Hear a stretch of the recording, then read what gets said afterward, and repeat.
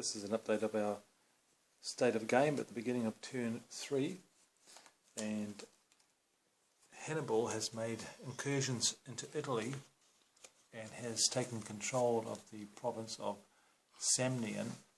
Not for long though. Not for long though. While Fabius is building up forces in Rome with a view to obviously kicking Hannibal out of Italy. Moving back over to Hispania, Hasdrubal is holding the fort there, and Varro has landed and taken the port city of Malacca. So it'll be interesting to see what he does. Meanwhile, in Africa, all is quiet. Yes, in Africa, it's all quiet there at the moment. So Hannibal is doing his historical thing, and otherwise it's relatively evenly matched, probably with the Carthaginians having a slight advantage in territorial positions. It's now the beginning of turn 4, and here's an update as to where we're at. Hannibal has been pushed back into Gallia Cisalpania by a strong attack by Marcellus. I'm playing the Carthaginians, and I must say I think I've been playing Hannibal way too cautiously, and yeah, on reflection I should have been more aggressive.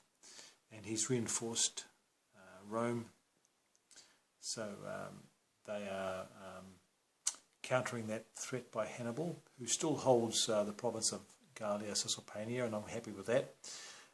Moving back over to Hispania, Hasdrubal has retaken Malacca, pushed Fabius back, and he's only got one combat unit there, so he's pretty much a non-event at the moment. Maego is pushing up the coast towards an undefended Massilia, but he only has one CU at his disposal, so he's not that effective. Nothing's happening in Africa at the moment, and so that's really it. It's even on the territorial stakes, and I think I lost the initiative of that last turn. At the end of the last turn I was fairly well placed, but I was way too conservative with Hannibal at a time I should have been attacking more aggressively. So, on to the next turn.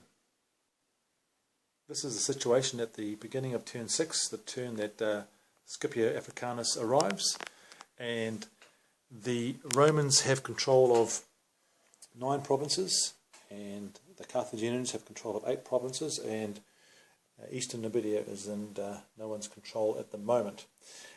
Hannibal is occupying and holding Gallia Cisalpania, but with a small force. It is faced by a very strong force with Scipio, with I think it's 13 CUs there.